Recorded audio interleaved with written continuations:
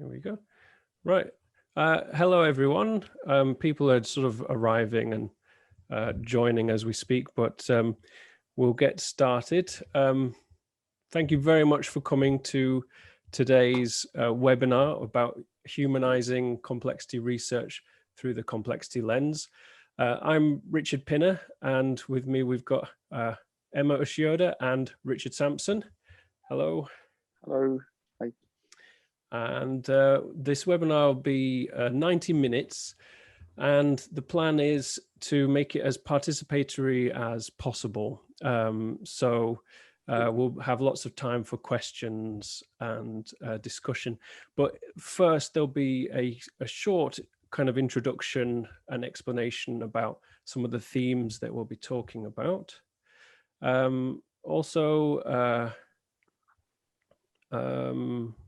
Wanted to mention that we wanted to say a big thank you to our two sponsors who basically helped us to get so many people interested in this event. TEFLology, there's two representatives from TEFLology here with us today who will also be kind of monitoring the chat. And also Multilingual Matters have also kindly helped with the publicity as well. And there's a 50% discount code that you can use to get a discount on Richard and I's recent book on complexity research methods. So that was in the email that you all received. Oh yeah, and please feel free to use the chat as much as you want. And I can see it's already it's already kicking off very nicely, so that's great. I'll try and keep my eyes on the chat, but I'm terrible at multitasking, and in fact I'm terrible at Zoom in general, because this is probably the first time I've ever used Zoom in this kind of capacity. I've been on sabbatical all year, and so I haven't done any teaching on Zoom whatsoever, so there's bound to be all kinds of problems and things going wrong, so please forgive me in advance for that. Right, so should we, Richard, do you want to coordinate the big hello that we were planning to do? Let's try it. Okay. Yeah. So as Richard Pinner wrote in his email to everyone, we'd like to, at least at the start, try and get everybody to turn your cameras on, please. And are we having mics on as well, Richard? Mics as well? Why not? If do we dare? Okay. Let's try. I'm sorry if this crashes Zoom, then let's all log back in again. Yeah. So please turn your cameras on and your mics on, and we'll all try and say hello all together and wave. Okay, so we can see lots of smiling people on the screen, waving and saying hello. Hello. Hello. Hello. Hello. Repeated hellos. Okay. Hellos. Hello, all right, complex. brilliant. Nice to be here. Hello. Thank you, everybody. That was wonderful. I've never seen that many people waving and smiling and greeting each other on Zoom before. Okay, just so we don't test Zoom too much, make sure you turn your mic off again now. And if you could, your cameras as well. Later in the session, we'll have a chance for more discussion and question and answer time. And during that time, of course, if you'd like to turn your camera back on and your mic to ask a question, then please feel free to do that. Okay. Richard Pinner, anything else you want to talk about before we go on?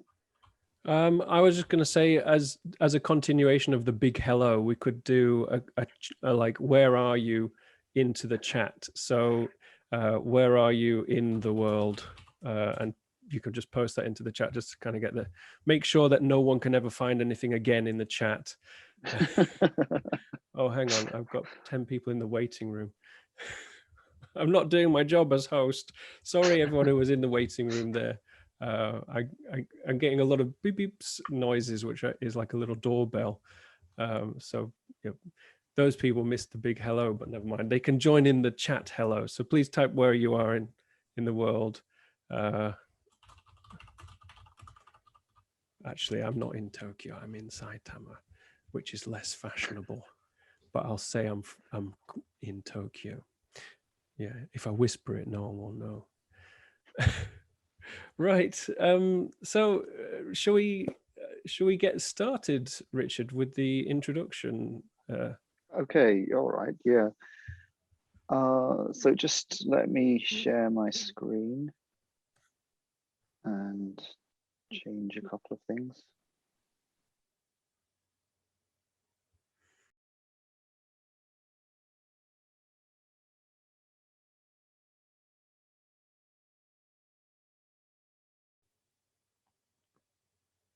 Okay, Richard Pinner, can you just tell me, can you see my screen? I can see your screen, and my Mr. Audience can also see your screen, so it seems to be working for everyone. That's a relief. All right. So again, thank you everyone for coming to this session where we're going to think a bit together about humanizing language research through the complexity lens. We're thrilled to have Ema Ushioda from the University of Warwick joining us today. Just to give you an outline of what's going to happen. So I'm going to start by doing a hopefully brief presentation, thinking a bit about complexity thinking and what we mean by this and how it can be humanizing. And then Ema will give a short commentary after that. And we want about half of the session at least to be open for discussion and Q&A. And at any time, feel free to have some virtual tea and biscuits. We're sorry we can't supply those for you. So we'll just start with a bit of a question. So how are you feeling now? And if I can, let's see if this is going to work. I'm going to launch a poll on Zoom, and you have only 6 choices, but please select, how are you feeling now? Again, I hope everyone can see this. Oh, somebody's responded already. It's rocketing up. Rocketing. Okay, just leave it open a little bit longer for a few more people to respond. Okay, I think I'll close it and I'll share these results. Sorry if you haven't quite responded yet. Okay, I'll share the results with everybody. Hope you can see these. So we have very few anxious people. Nobody's bored yet, that's good. A few tired people, a lot of interested people. I hope that continues. And quite a few enjoying people as well. Nobody's surprised yet. All right, I'm going to come back to this a little bit later. Let's just go on again then. Okay, just one more poll. So how would you describe your personality? This time, you only have 2 choices. So are you introverted, shy, or extroverted, outgoing?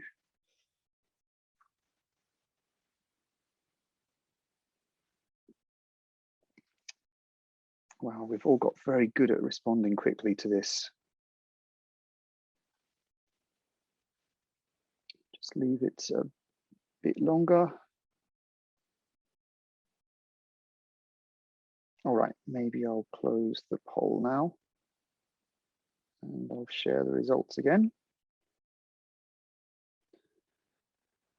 Okay, so in our group here today, we've got more introverted, shy people than extroverted, but it's not particularly weighted either way. Okay, again, I'll come back to this in a moment. Thank you everyone for participating in these polls.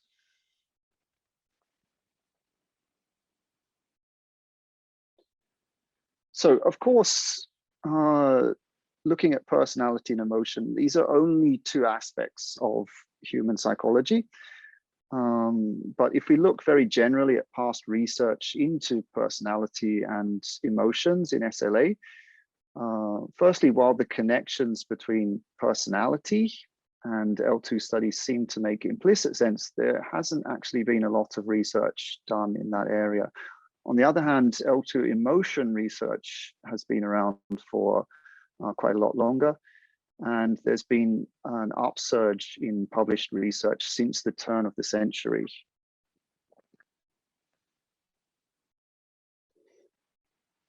Nevertheless, in terms of personality research, it's tended to focus on static individual traits such as extroversion that we just looked at.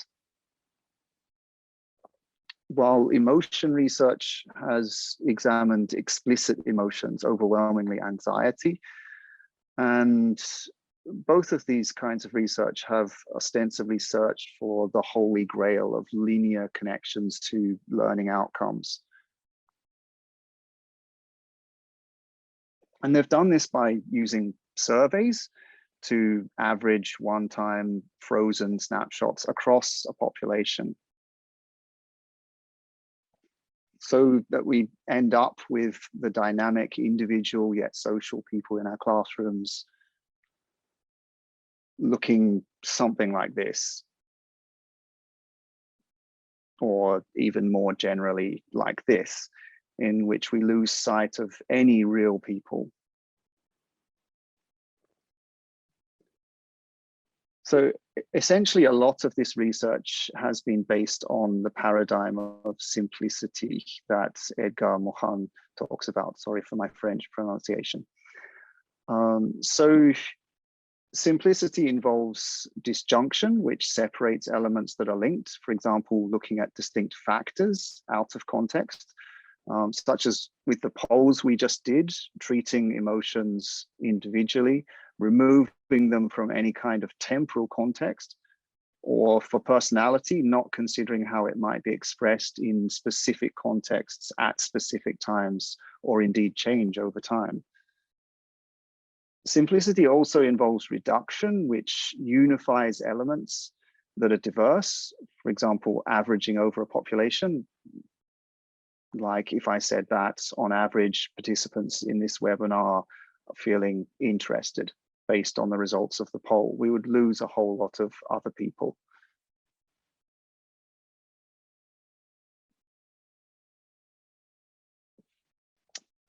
Okay, I've come to this slide before I meant to, but we're not here to think about simplicity. We're here to think about complexity. So I'd like to do a couple of thought exercises to introduce complexity. The first one here, you can see something on your screen, and I'd like you to type into chat any words to describe this thing. Okay, so I'll just give you a moment while you type something into chat.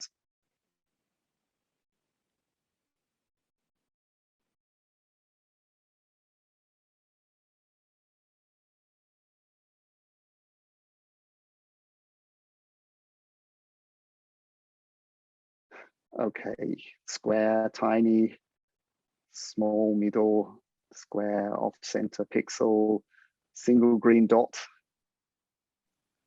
Okay, brilliant, black screen. Oh, an optometrist test, yes, an eye test. Okay, so thank you everyone. So we've got this dot here. There's not a lot of meaning with just this one dot. So let's try it again. Please look at what is on the next screen. And again, write some words to describe it into chat.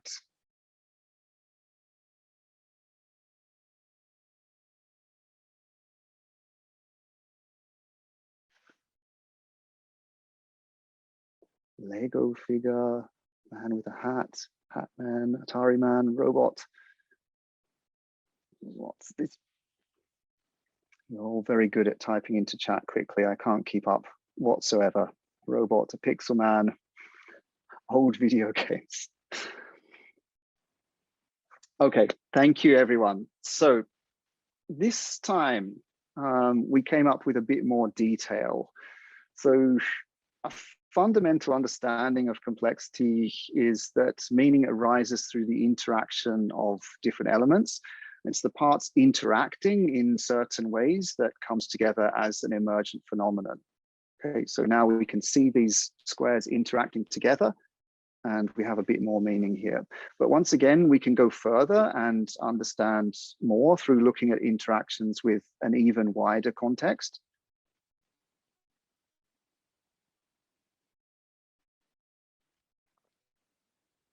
So now we can also understand that meaning is bidirectional.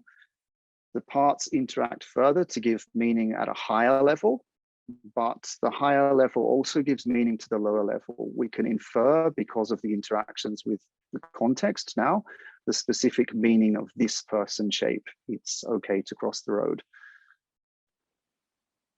And just to push this a little bit further, as another illustration of the importance of such contextualized interactions, something interesting may have happened just now for any participants who are familiar with the Japanese language. So while on the previous slide, they may have referred to the color in Japanese as midori, which literally means green. As we change to the current slide, they may have changed to thinking of the color as ao, which is literally blue. And this is because the color of traffic signals in Japan is called ao, or blue. Now that we know this is a traffic signal, thinking about this color might have changed. So through the added context of the current slide, the meaning changes for parts lower down also. So as we know, things change, and different interactions of the same parts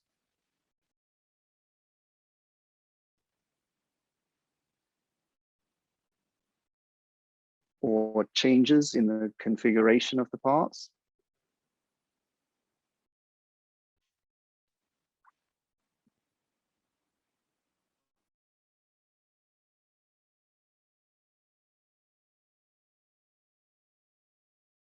sorry, something's happened with my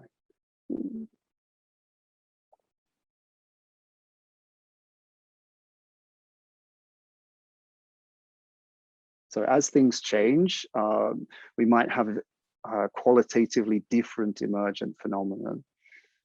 Okay, so I'd like to change to another short thought exercise. This one is a lot shorter. So again, on the next screen, let's take a look. So please look at the oval in the center of the screen and think, what is happening here? And if you can, type something into the chat.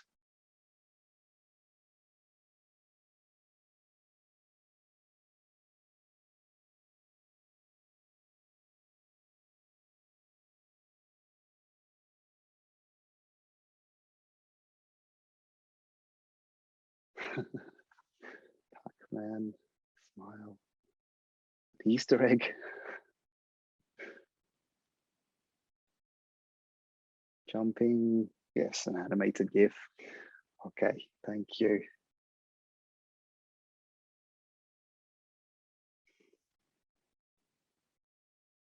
So just to let the cat out of the bag.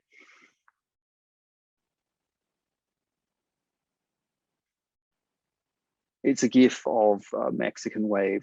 So now we can understand that the actions of our focal person are contributing to a larger pattern or a whole. Without her contribution and the contributions of others, the whole would take on a completely different form. But at the same time, we can also understand that the whole acts on the individual, encouraging certain behaviors and constraining others. And if we misunderstand the interactions, we might create a completely different, possibly embarrassing dynamic. So in short, we don't live our lives as isolated, static dots or isolated, static individuals. We live them as we dynamically understand meaning through interactions in a variety of intermeshed contexts. So we live as holistic beings. So does it make sense to atomize, freeze frame, and average people in our research?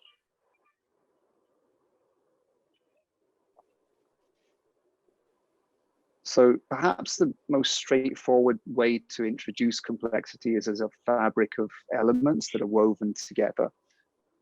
It's the one and the many, and we can see a pattern as we look at the fabric as a whole, which is made up of the interactions between different threads, but it's not a static pattern. The elements in this fabric adapt to each other through their interactions over time, and it's via the co-adaptive interactions of the elements that novel emergent phenomena arise, the pattern of the fabric. And it's through our sensing of the patterns that we have possibilities for or constraints on action, thinking, feeling, learning, and so on.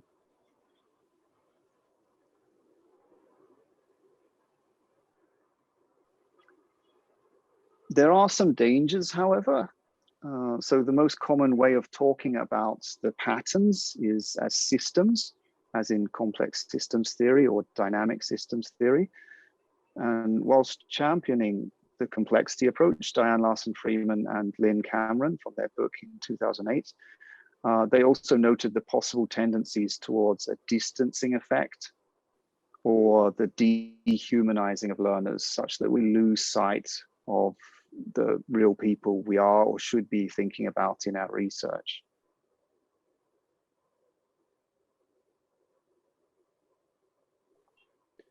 So in some cases, we still attempt to replace intricate, contextualized, qualitatively unique processes with mathematical predictions, or overuse technical terms and overclassify as systems. So both of these extracts are taken from Hanbao and Witte from their chapter in 2017. I'll just give you a moment to read the second quote and let it sink in.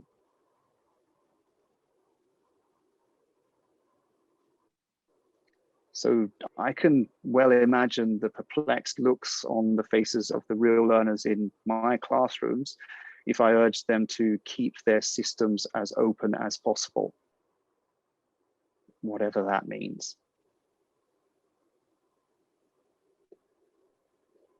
That said, as a classroom practitioner, although I certainly think I've tried to keep sight of the people in my own research, I have at times fallen into this trap as well.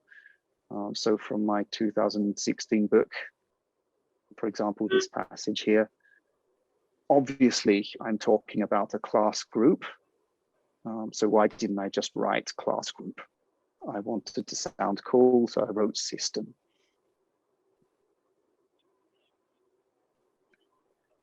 We also need to be careful when building models and representations of complexity.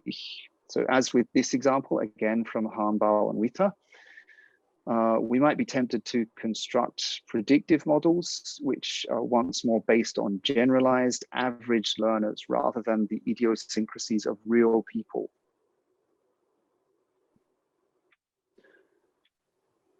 I'm not saying that all models need to go out the window, though. I would argue that instead representations should be built up around the experiences of living human beings. For instance, although these egocentric sociograms for some students in Richard Pinner's class, coordinator tonight, so they might look unwieldy, they're based on a range of relationship data Richard gathered with his learners, and they helped him to consider his own biases. Yeah, but they do look a bit bonkers, don't they? I mean, they don't they don't make sense if you just look at them. But the thing with the sociograms is these are only showing three relationships between the students. So they're actually, if anything, an oversimplification of the relationships between students in that class. But they did help me to kind of, like, by plotting the relationships, it helped me realize how the class were all connected, and it also helped me find if there was anyone who wasn't participating or who was sort of an isolate within the class group, and it was useful for looking at the dynamics. But I'd be the first to admit that they look a bit disorienting. Thanks, Richard.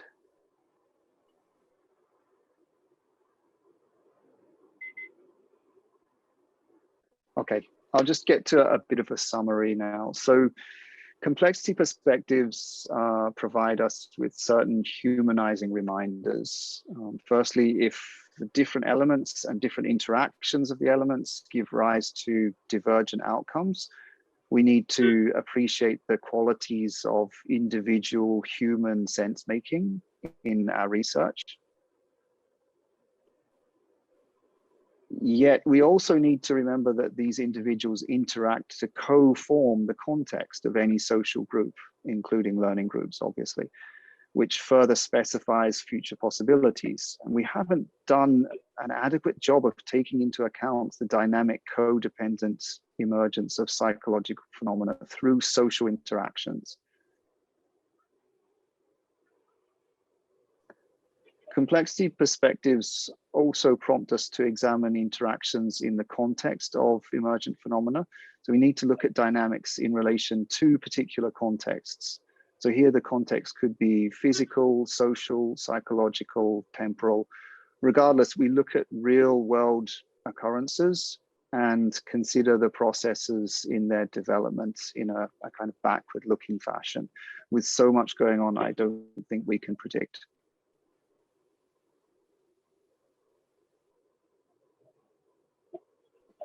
So just to look at this third point in a little more detail, something I'm currently doing is taking up Emma's suggestion of a small lens approach to research.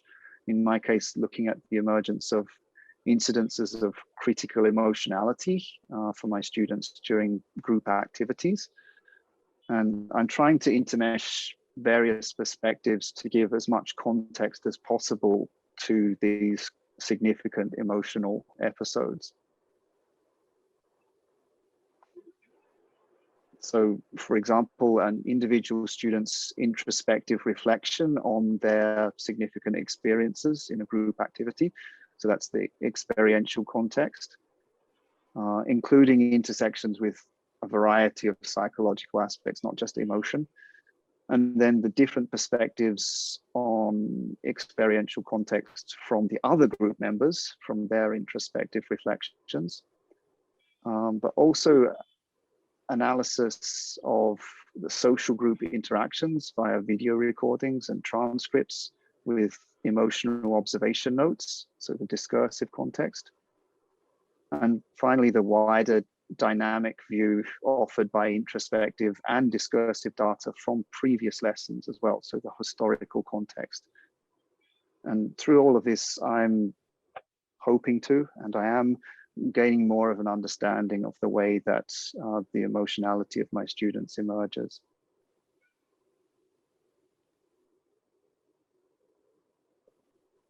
Okay, we're almost there. Complexity also urges us to consider the observer as part of the observed. So in this case, ourselves as class teachers, researchers, learners. So what are our roles in the development of an emergent phenomenon? How are we implicated in the research process? And I think it also thus suggests the need for a more reflexive narrative presentation of research findings, which can sometimes be difficult to do and to find somewhere to get that published if that's what you want to do.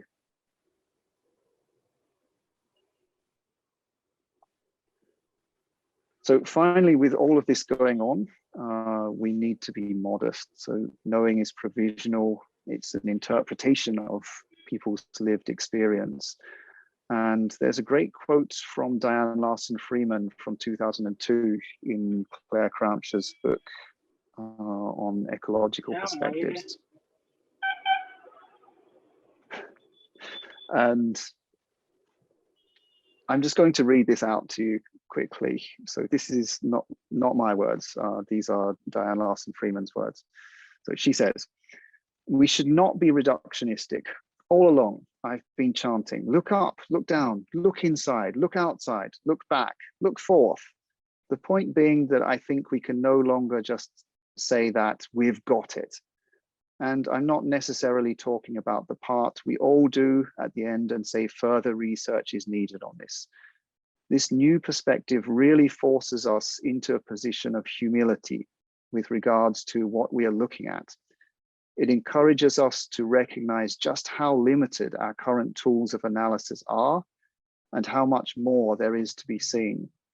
As researchers, it means that we've got to remind ourselves that we can't just isolate and examine one part and assume that this will tell us anything substantive about the whole.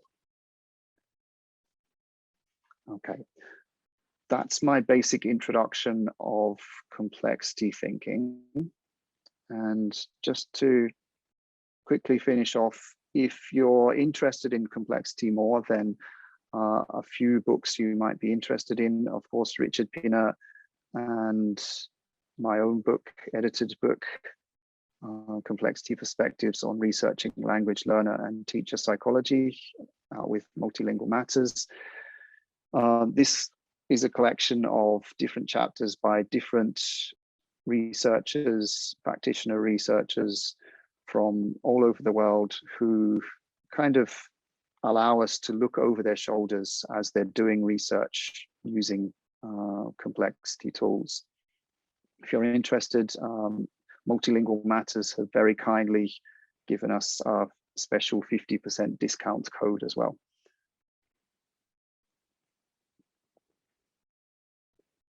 Okay, a couple more books. So Phil Hiver and Ali Al-Houri's research methods, particularly for complexity theory. My own research monograph about motivation using action research in a classroom with basically high school students, and Richard Pinner's look at authenticity.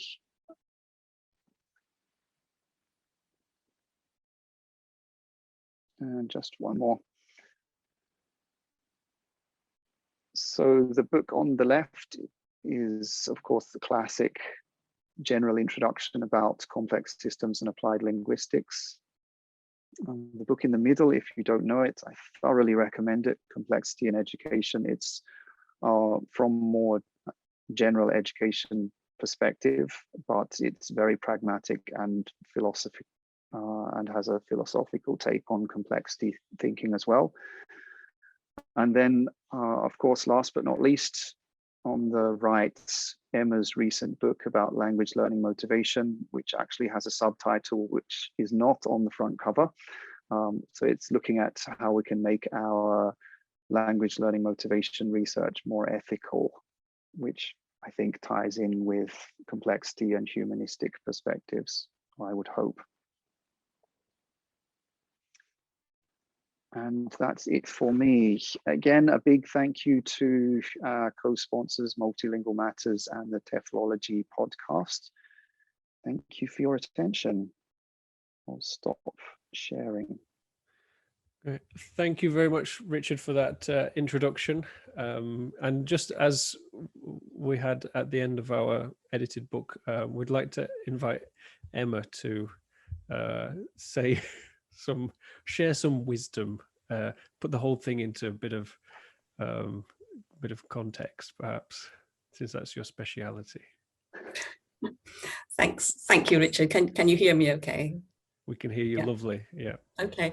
Thanks, Richard. I mean, I couldn't possibly compete with Richard Sampson's fantastic slides and presentation, so I haven't actually prepared any PowerPoint slides to share with you. I'm actually just going to provide a brief commentary from my own perspective.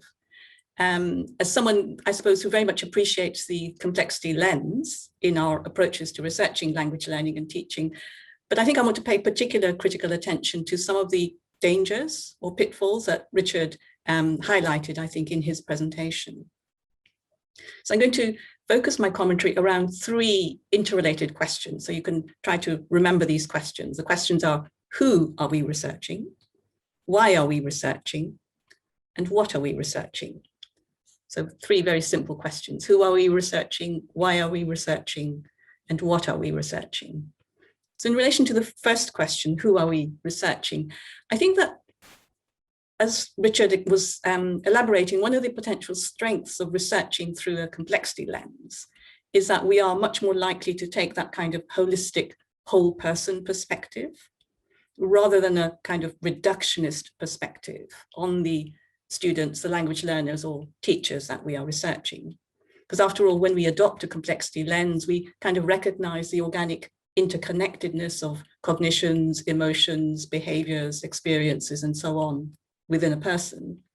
And we recognize the dynamic interrelationality among persons in a particular context, a social context, such as a classroom. And so a complexity lens encourages us to accommodate the complex messiness of real life, instead of reducing the people that we are researching to just, one or two theoretical dimensions, as would happen in kind of traditional research. And the complexity lens, of course, encourages us to accommodate the complex social and relational ecology of these people's situated lives and experiences and interrelationships. Or in principle, at least. Because I suppose a concern I have, and one of the reasons really why I generally prefer not to use a complexity research vocabulary in my own work, is that I think, as Richard has beautifully illustrated, there is still, I think, a danger or a tendency in complexity research to, for want of a better word, dehumanize or depersonalize the people that we are researching. And by this, I mean that there is a tendency in complexity research to move to a rather kind of abstract, theoretical and discursive plane, where the focus is not on people and their experiences and perspectives, but really on abstract self-organizing systems and their interacting components and processes. And these abstract systems and processes become reified in complexity discourses, and they often seem to assume a kind of theoretical life and agency of their own. And to paraphrase something that Albert Bandura said many years ago about theoretical models in psychology, it isn't people, but their componentized subpersonal parts or systems that are orchestrating courses of action. And so as researchers or practitioner researchers who are fundamentally concerned with language education and pedagogy in the real world, I feel it's really important that we shouldn't lose sight of the people. And this is obviously a point that Richard was emphasizing, that we shouldn't lose sight of the people, learning communities, and social realities that we are researching by reducing them to abstract systems, processes, and bundles of variables. And this doesn't mean that we should refrain from engaging in abstract theorizing, of course. But I think it does mean that we should be careful not to let our theorizing kind of run away with itself. And we should ensure that our theorizing always has some kind of practical or social value and purpose, and is not just abstract theorizing for the sake of theorizing. And so this brings me to my second question, which concerns why we research. Why are we researching? And this question about why we are researching, or about what the values and purposes of our research are, is something that I've recently become rather concerned about, especially in relation to my own subfield of inquiry, which is language learning motivation research. And as Richard illustrated, I recently published a book with Oxford University Press about language learning motivation, where I try to make the case for a more ethical and socially conscious agenda for research in this particular subfield. But I think that the arguments I make are also relevant more broadly to research in SLA in general. And basically, my concern is that our research in SLA, including research that takes the complexity lens, is more often than not, of course, driven by academic purposes and values, rather than by social purposes and values. Because after all, we, the people who undertake such research, are usually academic scholars. And as academic scholars, we clearly need to undertake research that has academic rigor and significance, and that can make some kind of contribution to knowledge, so that we can publish and disseminate this research and contribute to the general body of scholarship and raise our academic profile and raise the profile of the departments and the institutions that we are affiliated to and the publishing houses that we publish with. And usually this drive to advance knowledge and scholarship in the field leads us to develop and refine our theoretical accounts of particular language learning and teaching phenomena, so that these theoretical accounts have greater analytical, descriptive, or explanatory power. And indeed, the transition from linear theoretical models to complexity approaches to theorizing classroom phenomena represents exactly this kind of concerted endeavor to develop and refine our theorizing to achieve greater or more comprehensive explanatory power. Now, of course, we do usually pay some attention to the pedagogical or educational implications of our research, but these practical implications are often relegated in a rather kind of conventionalized way to a brief concluding paragraph or two in our research articles, almost like a kind of secondary tokenistic byproduct of our academic research. So I suppose I can't help asking myself and our research community if we should feel kind of comfortable with this imbalance between the academic and the social values and purposes of our research, especially in an applied research field such as ours.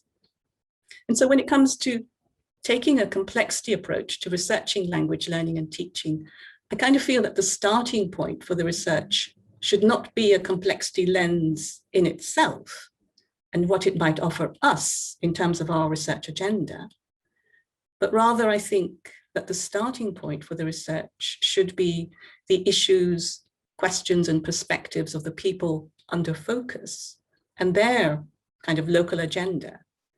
And then we can see how we might apply a complexity lens to explore and illuminate these issues for the benefit of the people concerned. So in other words, humanizing language research through the complexity lens in this way means that this kind of complexity research is shaped by social values and purposes rather than primarily by academic values and purposes. And of course, if, like Richard, if we are practitioner researchers, this can make it a lot easier because we are an integral part of the teaching and learning context under focus. And so we can shape our research to address the specific issues and questions that concern us and our students in that context. But on the other hand, if we are what I call third-party researchers who are kind of external to the classrooms under focus, I do think we need to exercise great care that we don't simply let our own academic interests and purposes override the local needs and interests of the teachers and the students who consent to let us into their busy, complex classroom lives for a period. And so having considered who we are researching and why we are researching, I come to my third and final question, which is, what are we researching? And in relation to humanizing language research through the complexity lens, I guess the key point I want to make here is that we should try to frame the what under research focus in terms of the human perspective. That is what people do, think, feel, want, experience, and so on, rather than in terms of abstract constructs, systems, processes, and relationships. And so I think this means adopting a person-focused rather than a systems-based approach to our research, so that we keep our focus, or the what, on the people and the social realities that we are researching, rather than on an abstract theoretical system that we construct, in which these people and their social realities become transmuted into depersonalized elements. And at a very basic level, taking a person-focused rather than a systems-based approach to complexity research, or indeed any kind of social research, I think can be reflected in how we frame our research questions. So for example, instead of asking questions such as how does motivation or anxiety or self-efficacy, etc., relate to X, Y, or Z, or what are the interrelationships among language identities in the working self-concept.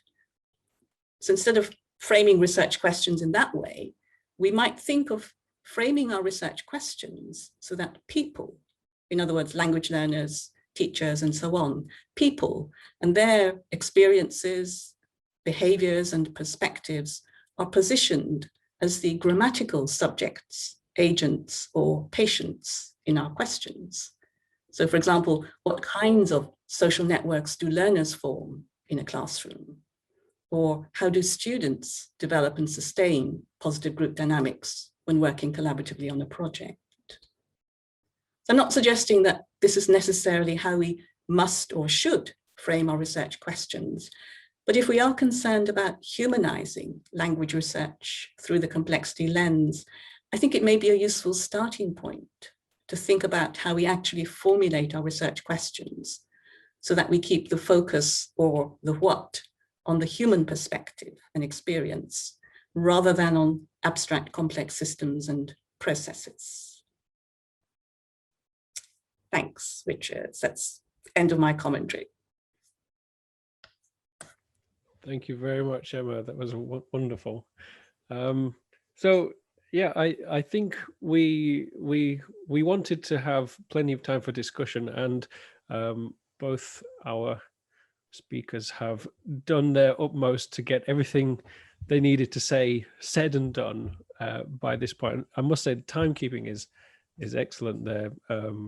So what the next part of the session is going to be is sort of more general discussion, and we had the opportunity. When you signed up for this webinar, you had the opportunity to ask questions already, and a lot of people's question was, I don't know, I don't have any questions yet, or I might get some questions on the night. We did get a few questions, which I wanted to talk about, but also if anyone has any questions now, or if anyone would like to say something about their own work or their own teaching or research, then the floor is now open. So were we going to start off with one of the questions from the sign-up sheet? Does anyone have any pressing questions they'd like to ask now, or shall I go with the question we've already got? Somebody's raised a hand. Oh, someone's raised a hand. Okay. Aha, Mihail. Yeah. Hello, Richard, and hello, Emma, and thank you so much for this really wonderful commentary. And I also hugely enjoyed the presentation. So I love the focus or refocus on the person, the language teacher, language learner. That's what we're trying to do in our current project on emergency remote instruction. Trying to see students and teachers as holistic persons. And those were actually commentaries that we got at the end of the questionnaire that the participants appreciated. Now, to tie it in with what Richard Pinner, I think, did in this year's publication, let me just share. Oh, no, I can't share. But we also use social network analysis to look at peer interactions in the classroom and especially outside the classroom, and how that influences second language acquisition.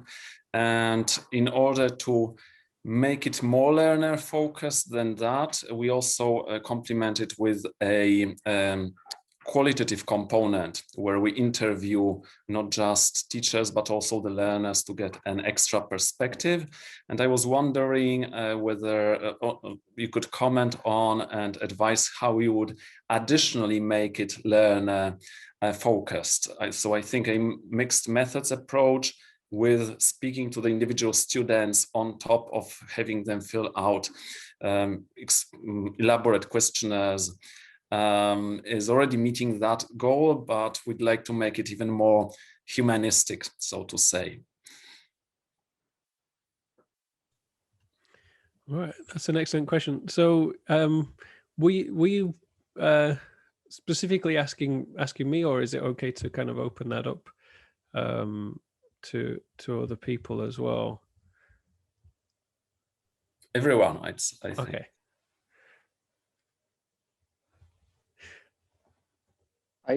Can I say something? Yeah. I was interested, Michal, when you were talking, the way that you phrased something was feeling elaborate research, data collection tools. And this is something that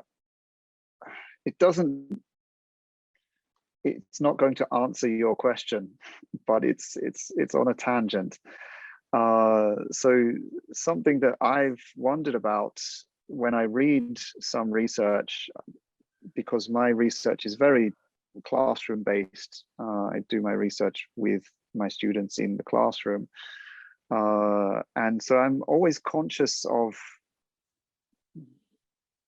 not asking them to do too much, because I know how busy they are, and I don't want to overburden them with a whole lot of extra impositions just from some research. And I think when I read some research, which is very interesting, I often think about it myself and in my own context and think, well, you know, that's very interesting, and I'm sure it would be interesting for me and for my students to do something like that. But it also seems like it would just impose too much on the students. And I think there needs to be a kind of balance there. And I think that's part of, well, humanizing, not just thinking about how complexity helps us to consider our learners as people, but also, as Emma was saying, about the way that we do our research and how we kind of treat people in our research. And I can see Sal Consoli has added to chats, that's where exploratory practice comes handy. Yes, I completely agree with you, Sal. I think some of these classroom-based methods can certainly do a better job of incorporating normal classroom practice with research as well. So Michal, I'm sorry, that hasn't answered your question, but it was just related to what you said. I shall turn my mic off now. Yeah, this Michal, your question was a really interesting one, because I kind of had the same question myself, and I asked it to Emma when I started my PhD, right? And at that time, you directed me to exploratory practice as well, didn't you? I think so. That was a long time ago, Richard, wasn't it? Yes.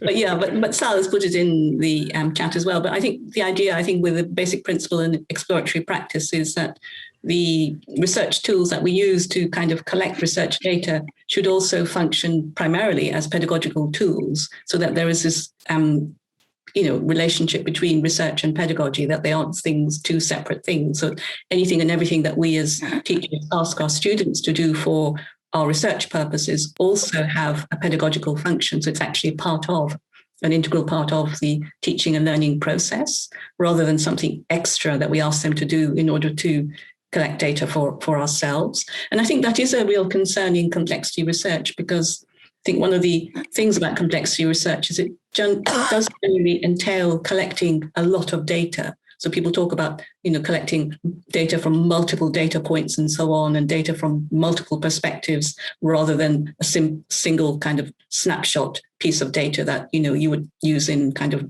more linear approaches, where you just administer a questionnaire once, maybe at the beginning and end of a period of learning.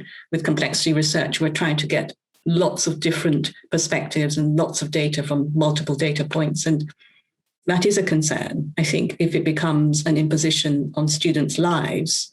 a burden, or if it then distracts them from the actual learning that, they are meant to be doing. So I think trying to find ways of integrating research and teaching, I think is really important in that respect.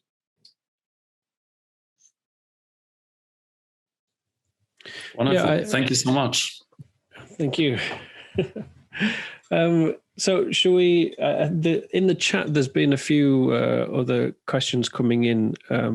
So I'm not sure whether people would like to jump in and ask the question, or if we should just read out from the chat. I'll just give anyone who's posted something in the chat, if you would just like to raise your hand. We've got 2 raised hands here.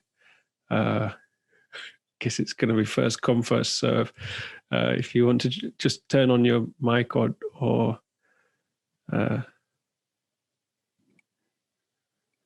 yeah. We're having, my chat's got a bit complicated because I got some direct messages. So I'm just trying to work out how to deal with it. A question about ethics. Masood, hello. Hi. Hi. Hi, Richard. Can you hear me? It's great to have you here. Well, hello, everyone. Can you hear me? Yep, hear you loud and clear. All right, Masood. that's great. Well, the issue that I want to raise here concerns with the practicality of complexity thinking in SLA. This is something that Ema referred to, and she talked about the terminology and the special discourse that we have in complexity theories, which really bothers some regular readers. Theoretically, when we talk of the recent contributions of complexity theory, perspective to psychology of language learning and teaching in particular, a growing, as you know, understanding and aware actually aimed not only at enlightening, but also, as you said, humanizing the SLA research by reminding us of the I can say complex and humanistic goals of language learning and teaching. This kind of complexity informed research has also caused the, I believe, the ecological turn, move toward the complexity turn. So you see here, I've prepared things here. So you see the ethic, the researchers' view of complexity is quite rich in the literature. However, the emic, the learner, either the learners or the teacher's perspective, their point of view, what they want to realize is still a bit, I guess, poor. And it is as what I read in one of your actually, or maybe it was Ema's writing, it's an alienating approach to take due to its possibly ambiguity or complexity. Of course, that's not true for me, because I've learned a lot from this theory. As a teacher, for example, I have just tried to explore my learners' anxiety because I believe it is contagious. And this is something that should be more explored instead of some teachers just ignore it. Because when you see the class as a system, all right, so you should be prepared, because emergence can happen, and this can, affect all the class. So we should treat one student's learner anxiety, all right, as not just something that cannot affect others. There's something interesting that I want to share with you before I ask my question. In my recent reading on complexity, I came across an interesting paper, highly critical of all complexity actually findings that we have in our field. It was something published by Gabriele Pilati in a well-known actually journal of second language research. It's very interesting, Richard, he seriously calls into question the practicality and also novelty of almost all complexity-informed findings in SLA, including complexity-informed education or pedagogy.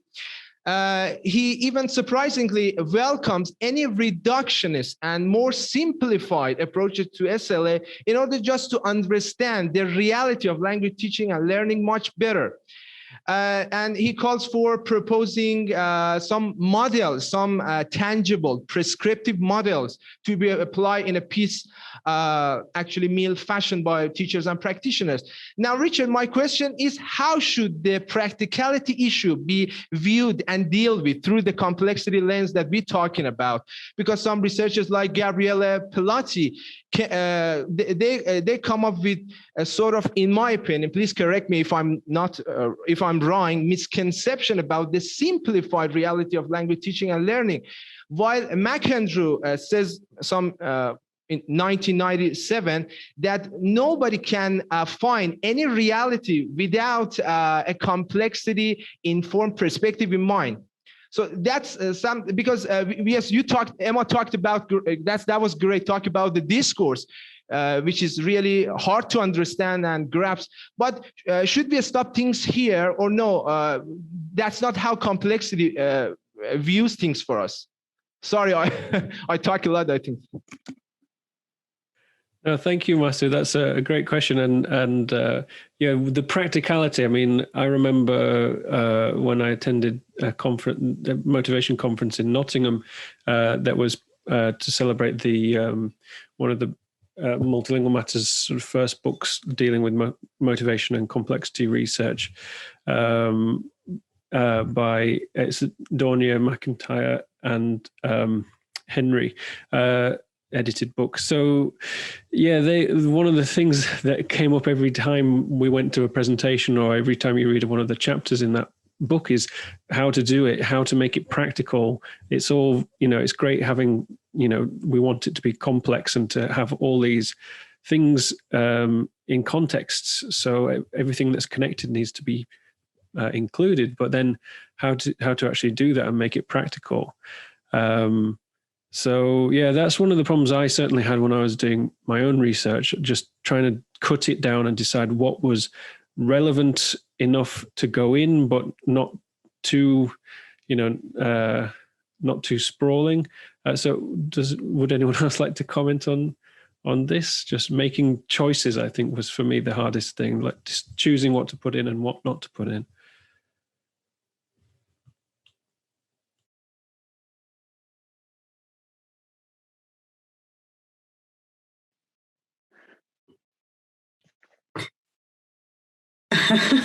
Well, I'm going to say, but it's possibly what Richard was also going to say, because he talked about it in his presentation.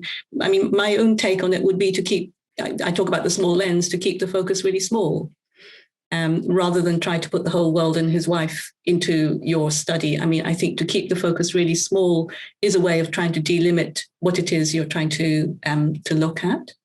I think that would be my advice, rather than trying to be comprehensive, but maybe to go in depth and then see what is relevant around that small lens, and that becomes pertinent to your analysis of that particular phenomenon. So I don't know, Richard is nodding because I know he talked about that in his own work looking at emotion. Thanks, Emma. Yeah,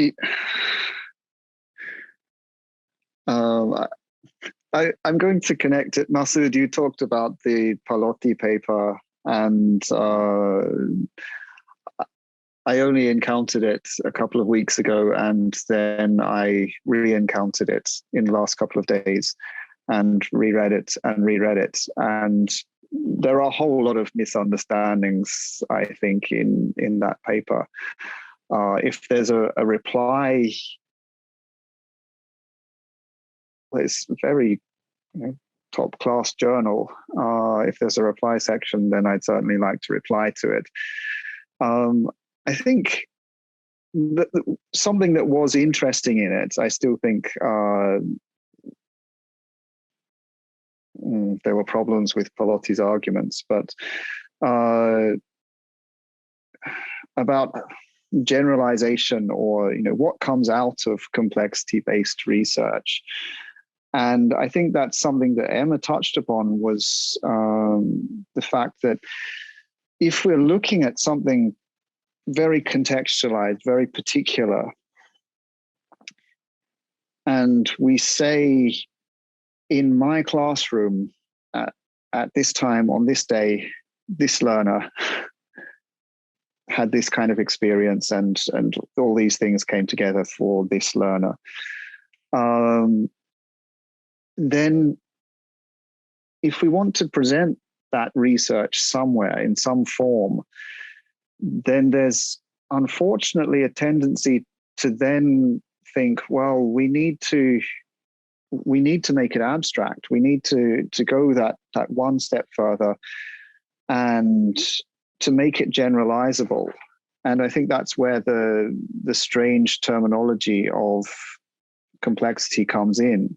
And you've got these very nice particular studies that then have a discussion section that try and discuss it in more general terms.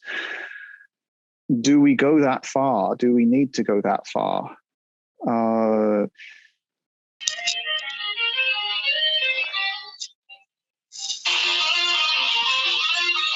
right, I thought it was the ice cream van. No, it's not the ice cream van. Somebody's got their mic on.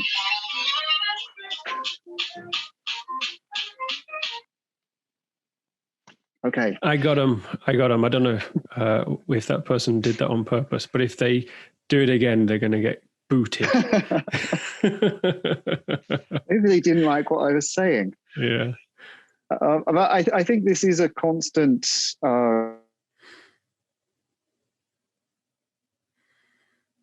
and because we have past research that basically loves to have abstractions and to be able to make predictions from these abstractions. And then we have this other kind of research that looks at very particular things and doesn't try to make predictions and doesn't try to make abstractions. Well, how does that fit into or contribute to general understandings of second language acquisition? Any thought? Do you understand what I'm saying? Anyone? I think we're going back up the chat a little bit. Katie, right. Katie Simpson had an interesting analogy from something we were talking about the other day. This Katie's kind of cooking analogy. She mentioned that everything's a reduction, even CDST is a reduction, and it's like a source. I don't know if Katie wants to elaborate on that. Oh, there she is. Hello. I can if you want to. It's nothing particularly exciting. My feeling was simply exciting. Okay then.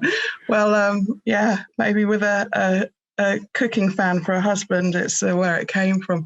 I think really what we're looking at, and Pellotti makes some good points, I think. And particularly for those of us that are taking a CDST lens, I think he's probably quite a helpful devil's advocate to look at and to be able to sort of address some of his points in our own writing, so that it shows that we've got, we're looking at two sides of the coin. From that perspective, especially if we're in favour of complexity research, it's a hatchet job, that paper. I really think it is. But yeah, Richard's not agreeing. But probably quite helpful because it allows us to address what some people might be saying and to help us refine our own arguments. My source analogy was simply that when you're making a reduction in cooking, you start with your sauces and you put your wine in, you put in whatever else it is, and you have to boil it down, don't you? And you have to boil it down to exactly the right point. And what you don't want is to end up with something that's brown and sticky at the bottom, which makes no sense to everybody. But you want something that just, has just the right level of richness. If you start at the beginning, it's probably not exactly Olivier without losing the flavors. Yeah. So you want to refine those flavors, don't you? You want to make it nice and rich and just the right density, but there's a point at which you can go too far, And if you go too far, as I say, then your sauce burns, or it goes sticky, or it doesn't match with whatever else that you've got. And please pick holes in my analogy, because at the moment I quite like it. But again, in order to get further, then we need to pick holes in these things. That's all. I think it makes sense though, because as with cooking, there's a certain amount of following the instructions, and also experimenting and playing around with your own, what you personally like. There's a mixture between the science of it and the art of it, and also a lot of it comes down to experience, I think, and having tried something before that went wrong, and kind of knowing. What's popping into my head now, we might be going off on a mad tangent here, but in Harry Potter, when he gets that potions book that has the extra instructions that a former student has written in that help him become top of the class. And I think, that's the sort of feedback we get from talking about our research with other people and sharing it in events like this. You can get that kind of extra support, hopefully. But Richard, that former student turned out to be Severus Snape, who was a baddie. So we do have to then think. Well, but it's a good point, right. because actually we have to think about whether we refine it in the right direction, and who's wanting us to refine it. Yeah, and whether those refinements are working in somebody else's interest. This definitely comes back to what Emma was talking about in terms of the ethical questions, the who, what, why of it, because there's a lot of politics around research and that kind of thing. So maybe it is a good analogy. The potions book, I mean.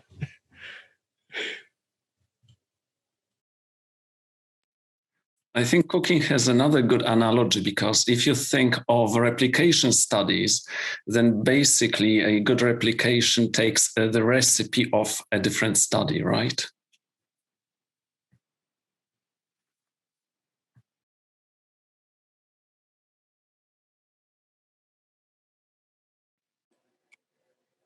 Richard, we've got another question. Yeah. Or hand raised. Oh, right. Okay. Yes. Ellie. Hi, Ellie. Do you want to? Hi. Can I start my video? Hi.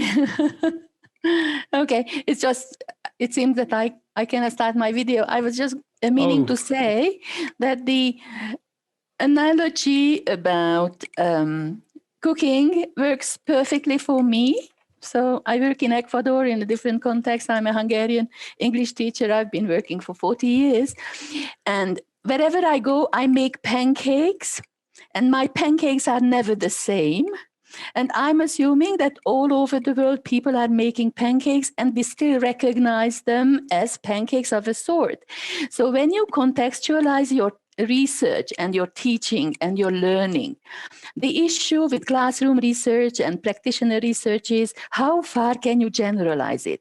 But actually, I believe that having the local ingredients and the local context built into that pancake still allows you to generalize. So when we talk about difficult circumstances and large classes, and we have a narrative or a highly focused piece of research on that large class, this is something that people all over the world can relate to. And I would also like to make the point that when you want to create a complex system, maybe you can draw data from your learners. So using your learners or involving them as people who supply data and function as researchers in a pedagogical sense as well, can make a lot of sense and can create a very rich dish of pancakes with whatever the sauce, whatever the syrup. That's all I wanted to say. Thank you. Thank you. Are we just getting hungry? Everyone's talking about food. I really loved that. Both of these analogies, pancakes and the sauce. It's wonderful. I wonder, Emma, you might have an opinion about this. So complexity reminds us of some things. Do we have to put complexity front and center in our research then? Or is it enough that it just reminds us of certain things? And then as you were suggesting, we ought better to actually look at the people in our research rather than branding for example, our research paper with a complexity perspective on something. Do you know what I mean?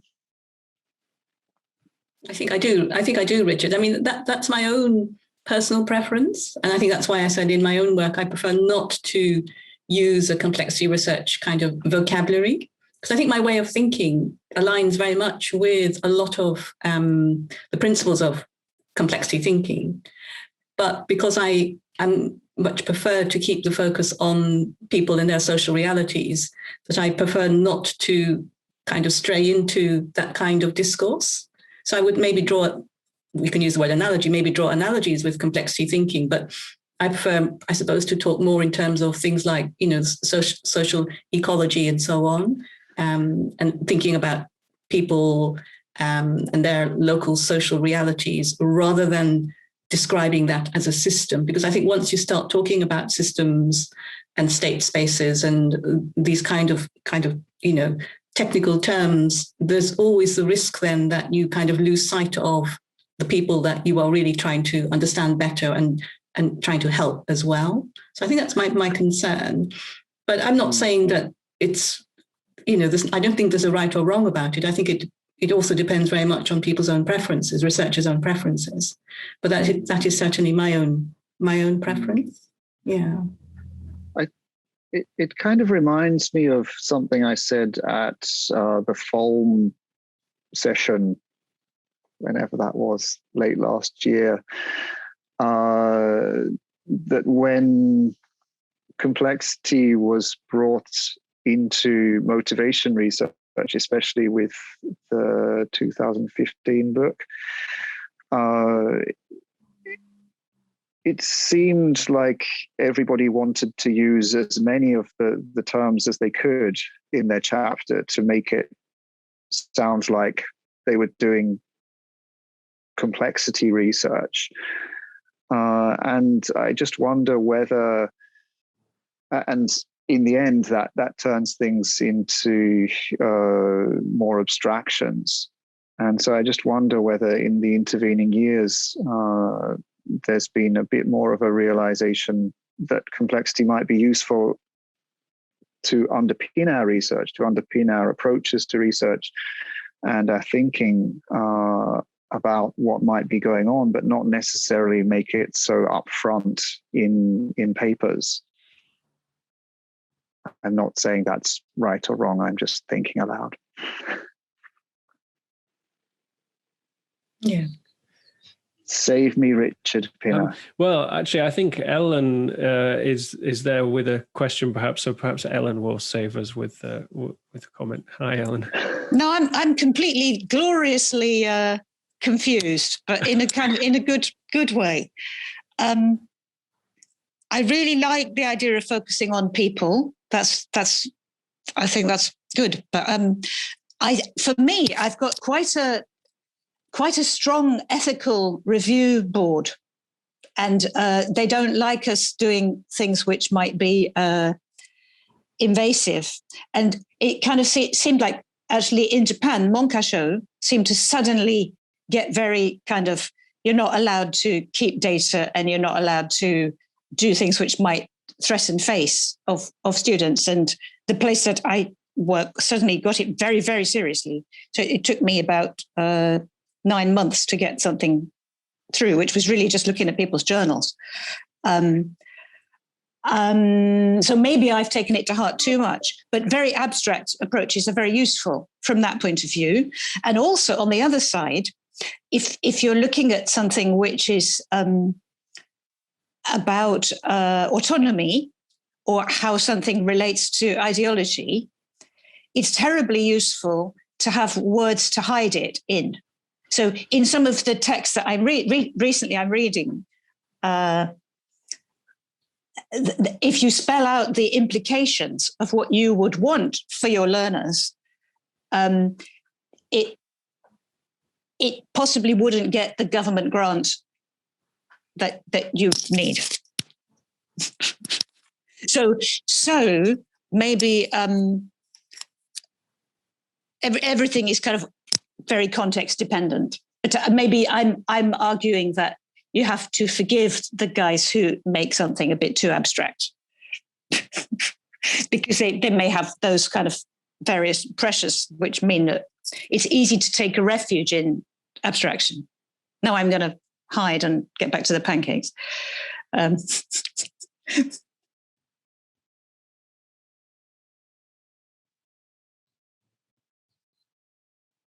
I would like to ask Emma to comment, and then I think I'd like to ask Richard to comment as well, because you had both slightly different perspectives. And so the question would be, do you think it's true to say that in some academic literature, people are pressurized into a certain abstraction for those two reasons? One being the personal ethical, which takes us away from researching too close to people. And the other one being the socio-political, which takes us to kind of away to being too direct about something in that. Yeah, I mean, I think that is definitely a concern, but I kind of feel that it's, in some ways, I don't personally think it's a good thing if it means that, you need to try and disguise what it is you're actually doing in order to get through an ethics board. Personally, for me, I would feel really uncomfortable with that, because I think the whole point of,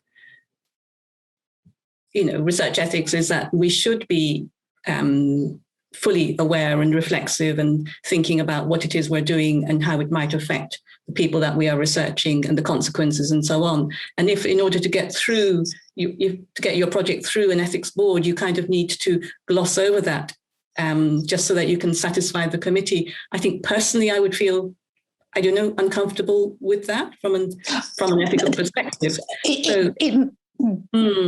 It just means you couldn't publish it. It means you can know everything, but you can't publish it. Yeah. So I think I would feel really uncomfortable in that kind of context, I think, and I'm not sure that I would want to undertake that kind of research myself if I felt constrained in that way. So I don't have an answer in that sense, because I don't think there's any way of getting around that.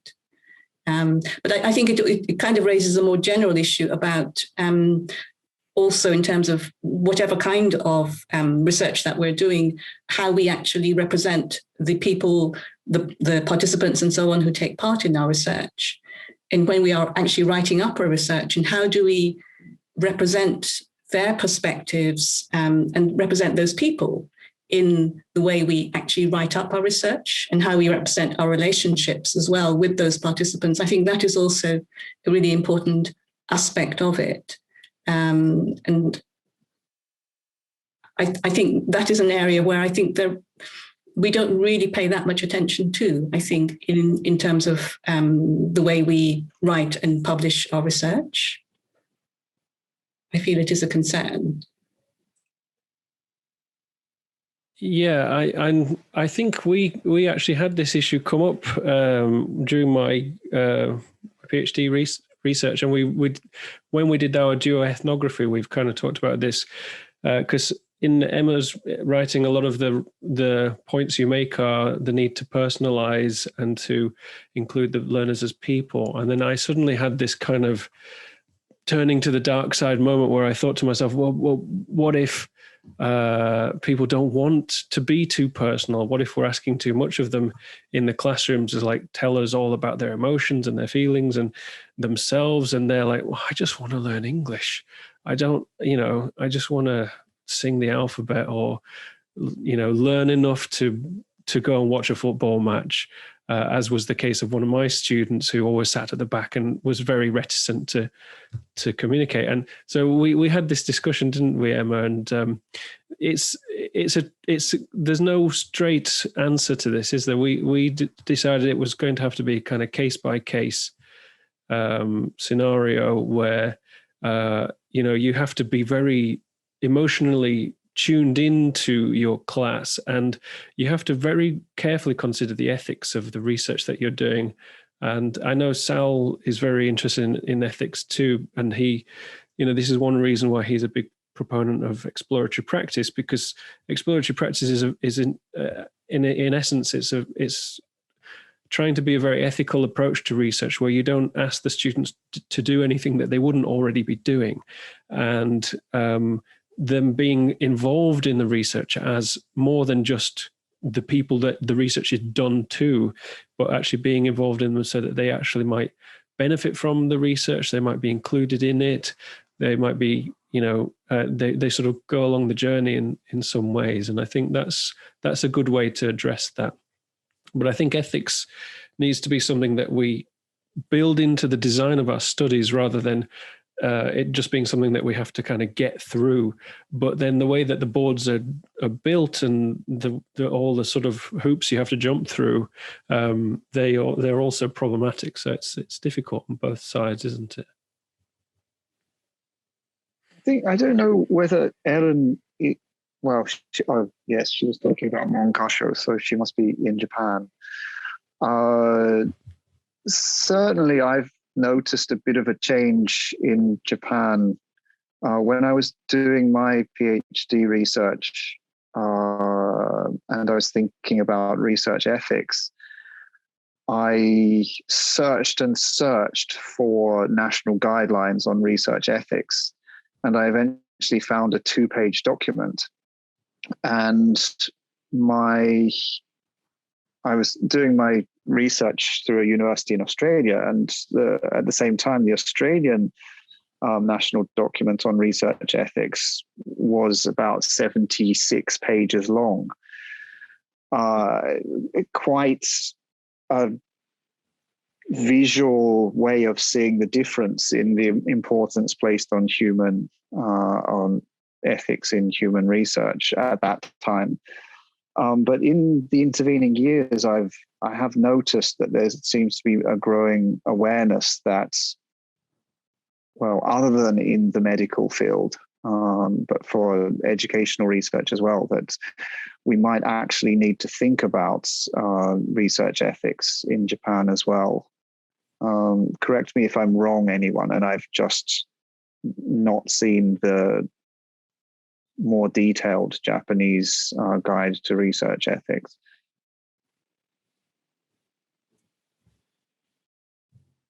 No, again, my comments just elicit silence, don't they? I'm just like the Grim Reaper of Zoom.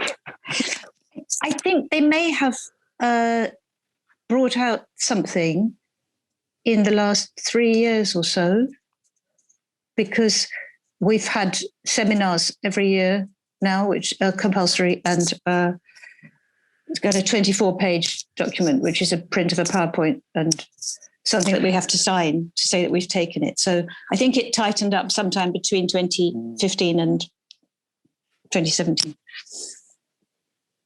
Thanks, and that's good in a way.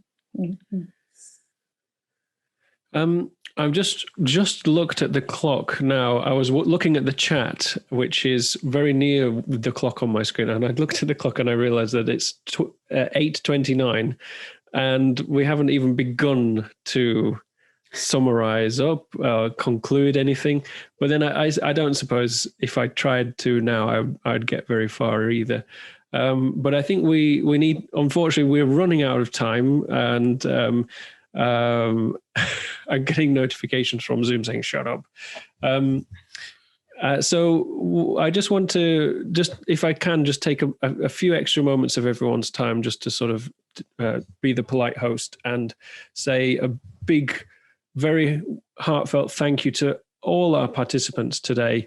We were all of us overwhelmed by the interest we had in this webinar. This is the first time we've organized a webinar like this, and it's been very successful. I wanted to say thank you to all the audience members, and thank you to our very kind sponsors, and mainly a big thank you to everyone who gave up their time, Richard and Emma as well. Thank you very much for being here and for answering questions.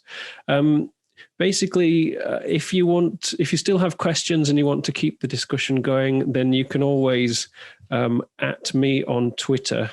But I'm the only one who has Twitter of the three of us presenting today. So I don't know if I can field all the questions, but I'll try and find a way to kind of get other voices in, or you can always email and things, and we might try and have another webinar in the future. But thank you all very much for being here. Richard, can we turn our cameras on again?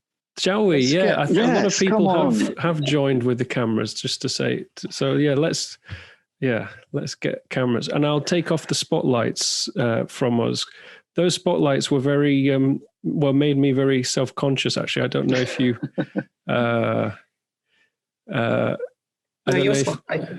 Hang on, who's still got a spotlight? You. Oh, I've spotlighted myself. I think. Anyway, so it's like the Japanese panel shows where there's always someone's face in the top, even though they've got nothing to do with what's actually happening on the screen. But anyway, thank you all very much. And let's do a big goodbye now. Bye-bye. Bye-bye. Thank you all very much. Okay. Bye. Thank you. Thank you very much. Thank you, everyone. Thank you. Bye. Bye-bye. Thank you. Bye.